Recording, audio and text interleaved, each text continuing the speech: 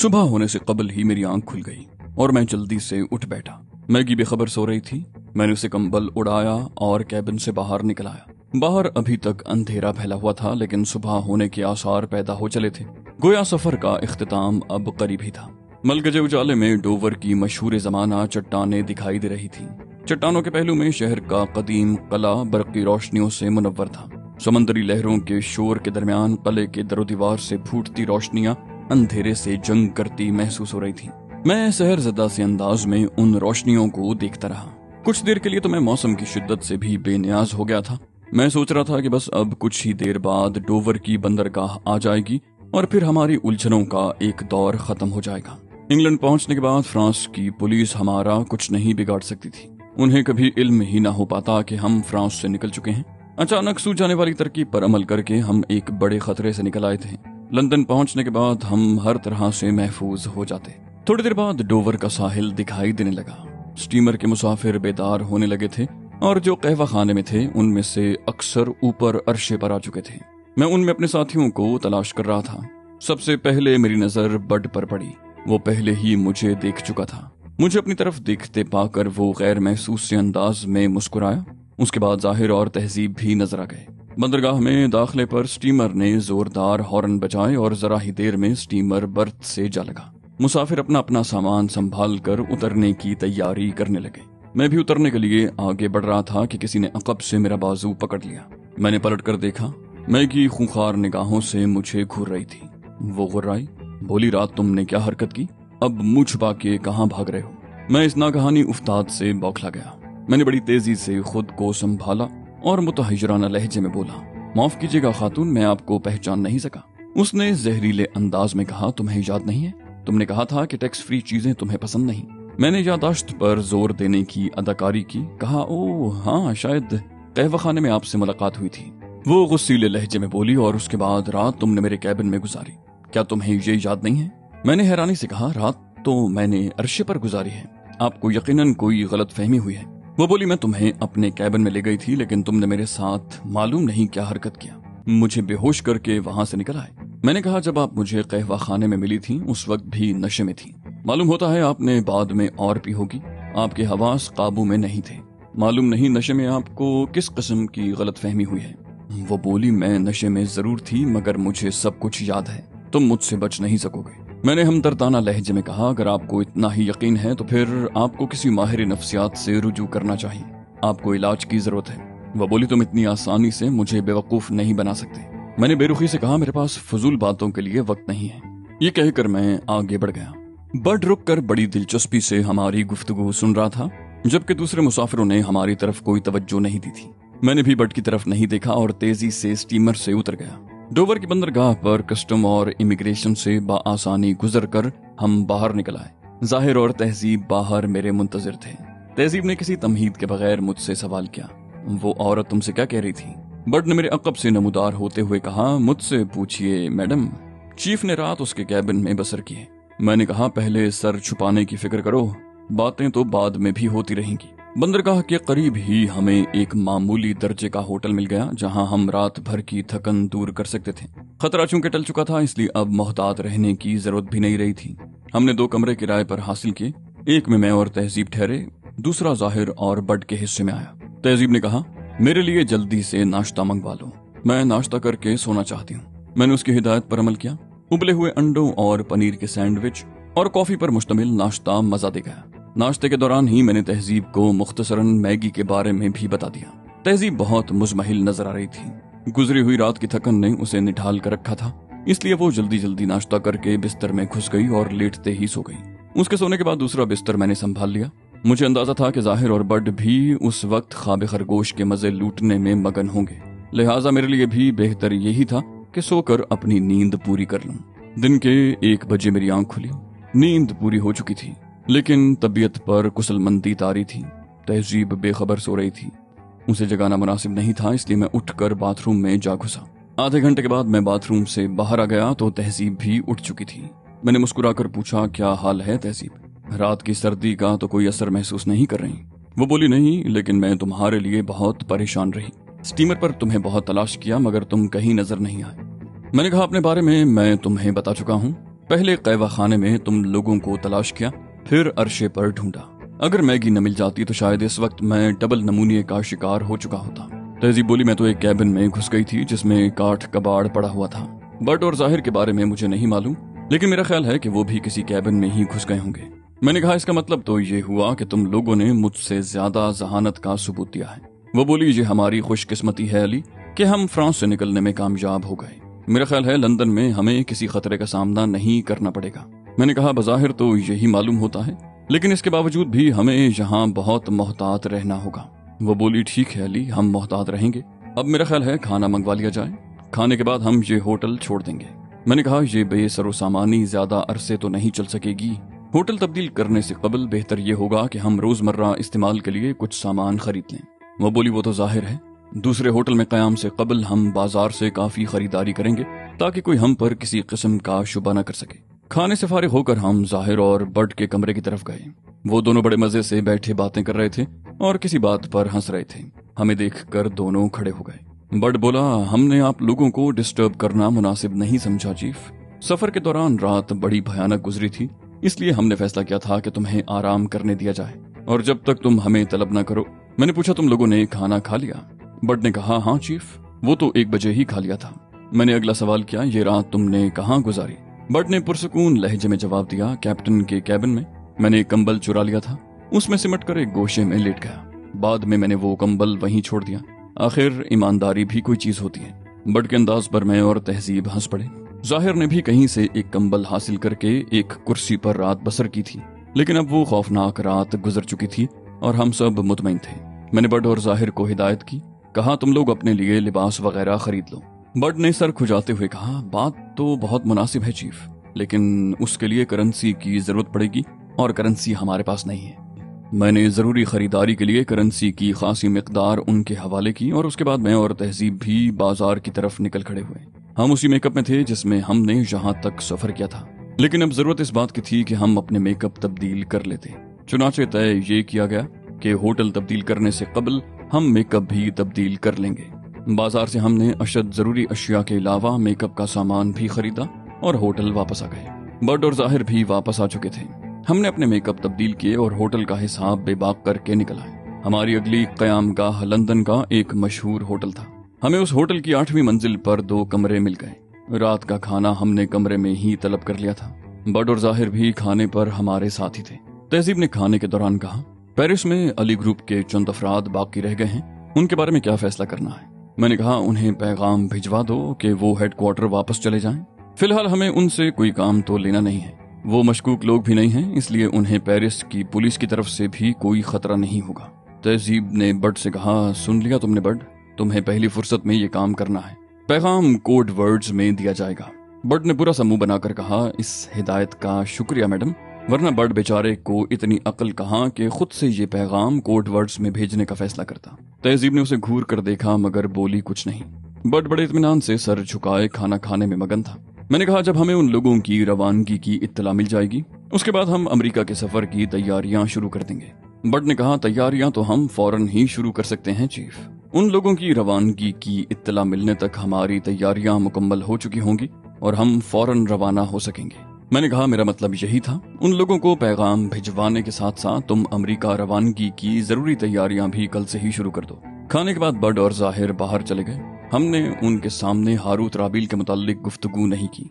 उनके जाने के बाद मैंने इस मसले पर तहजीब से गुफ्तगू की। मैंने कहा, हारूत राबील का सदर दफ्तर वॉशिंगटन में है, लिहाजा हमें यहाँ से सीधा वॉशिंगटन ही जाना होगा। तहजीब ने कहा, बिल्कुल, उसका सदर दफ्तर भी वहाँ है और रिहाइश भी वॉशिंगटन में ही है।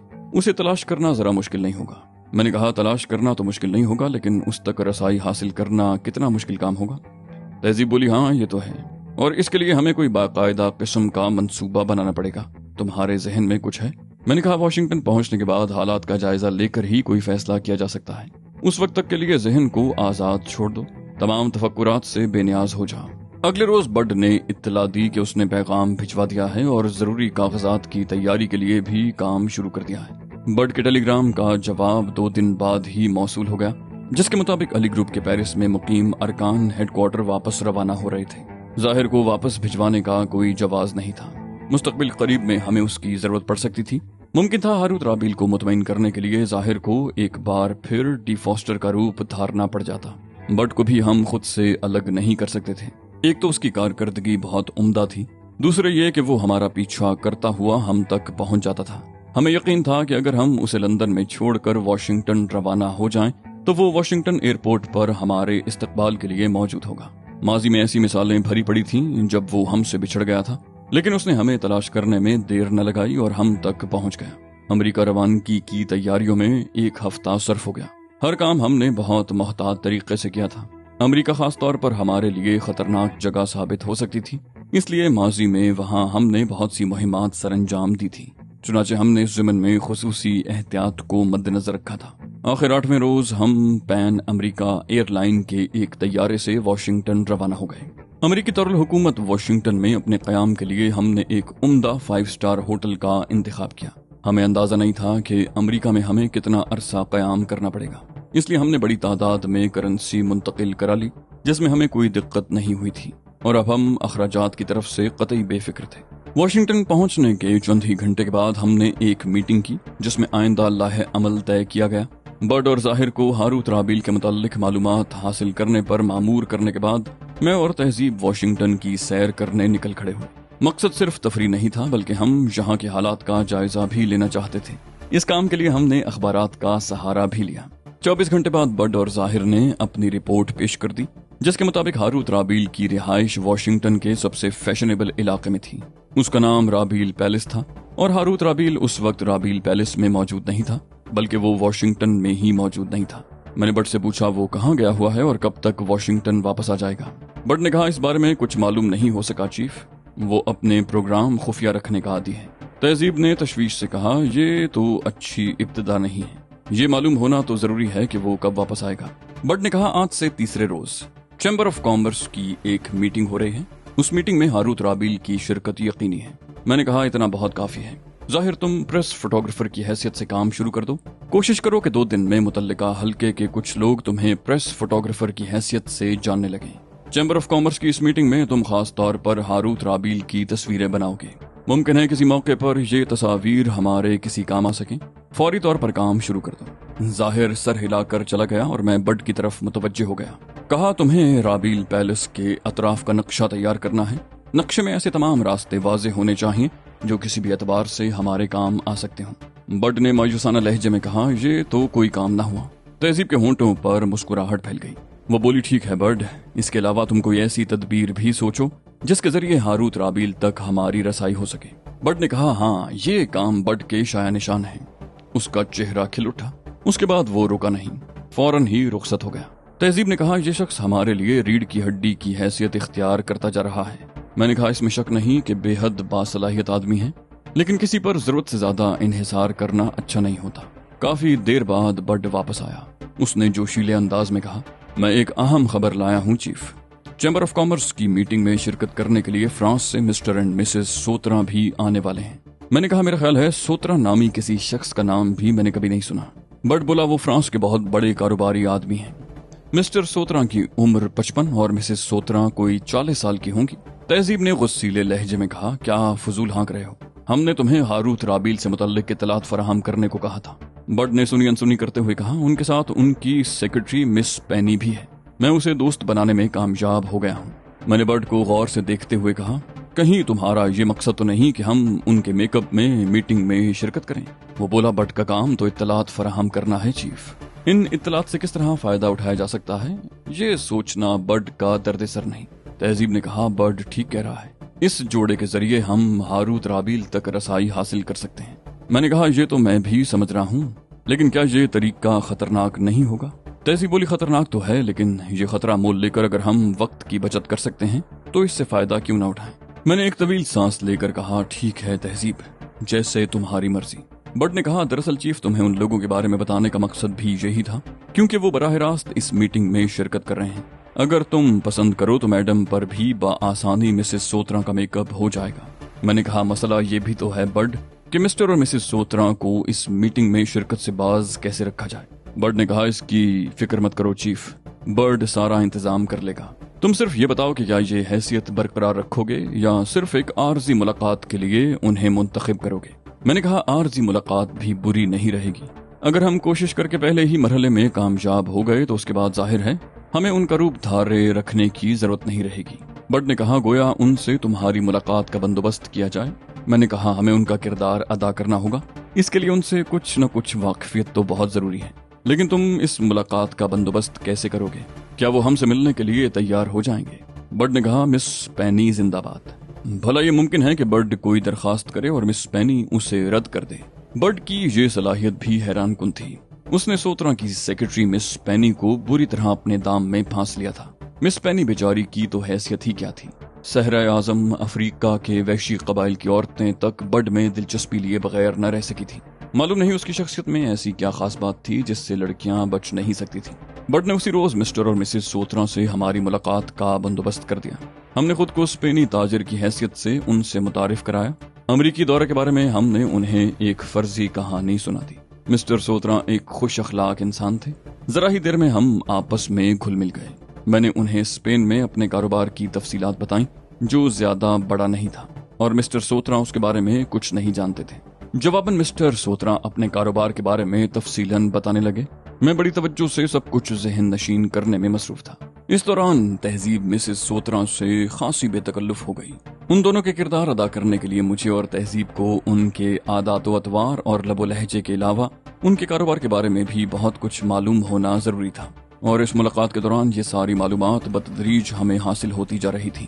ان سے ملاقات کر کے ہم اس نتیجے پر پہنچے تھے کہ ہم بآسانی ان کا رول نبھا سکیں۔ مسٹر سوترا ہم سے اتنے متاثر ہوئے کہ اگلے روز انہوں نے ہمیں ڈنر پر مدعو کر لیا۔ چنانچہ اگلی رات ہم نے ان کے ہوٹل میں ان کے ساتھ ہی کھانا کھایا۔ چونکہ عارضی طور پر انہیں استعمال کرنا ضروری تھا، اس لیے ان کا زیادہ سے زیادہ قرب ہمارے لیے فائدہ مند تھا۔ یہ بات تو ہمیں معلوم ہو چکی تھی کہ ان کے ساتھ صرف ان کی سیکرٹری پینی گراہم ہی آئی ہے، اور ان کے تمام پروگرام پینی گراہم ہی طے کرتی ہے، یہاں تک کہ وہ ان کے کاروباری امور میں بھی بڑی حد تک دخیل ہے۔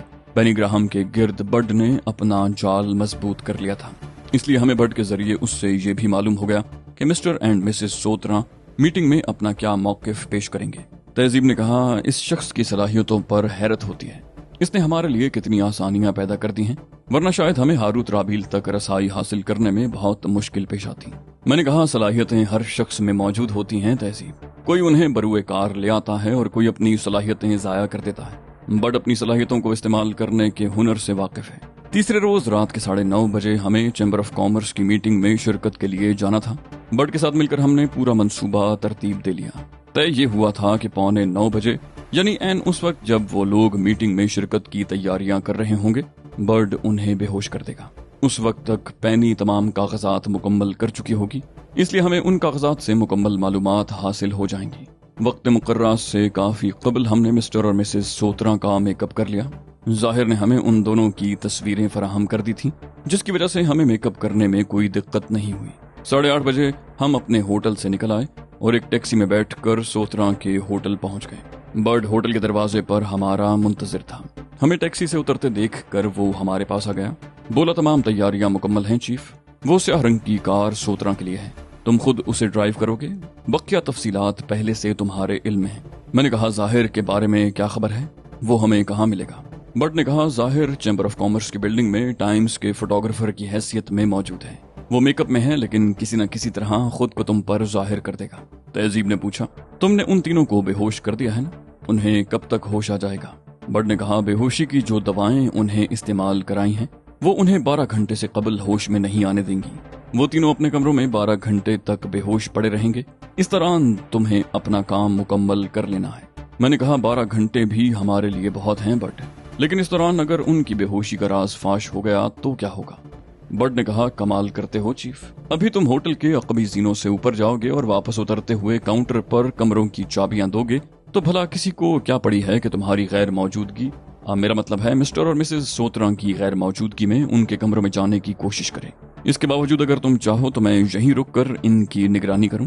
میں نے کہا ہم کسی معمولی سی بے پرواہی سے خود کو خطرے میں نہیں ڈال سکتے، اس لیے بہتر یہی ہوگا کہ تم یہاں رک کر حالات پر نظر رکھو۔ برڈ نے کہا اوکے چیف، میں یہیں رکوں گا، تم کام مکمل کر کے 9 بجے تک واپس آ جانا۔ میں اور تہذیب Malcolm X Mr and Mrs سوترا کے میک اپ میں عقبی زینوں سے اوپر گئے اور پھر چابیاں لے کر نیچے اتر آئے۔ हमने चाबियां काउंटर पर जमा कराई और उसके बाद हम होटल से बाहर निकल आए। बर्ड का कोई पता नहीं था। उसने स्याह कार की चाबियां पहले ही हमारे हवाले कर दी थी। कार की ड्राइविंग सीट पर बैठकर मैंने कागजात पर एक निगाह डाली। मीटिंग में शिरकत का दावतनामा था और कॉन्फ्रेंस में अपने कारोबार की नुमाइंदगी करने के लिए कुछ जरूरी पॉइंट्स थे। मैंने मुतमईन होकर कार स्टार्ट कर दी। चैम्बर ऑफ कॉमर्स बिल्डिंग के गेट पर हमारे कागजात चेक किए गए और उसके बाद हमें कॉन्फ्रेंस हॉल में पहुंचा दिया गया। हम मिस्टर और मिसेस सोत्रा के लिए मखसूस नशिस्तों पर बैठ गए। काफी शुरका आ चुके थे और मजीद शुरका की आमद का सिलसिला जारी था।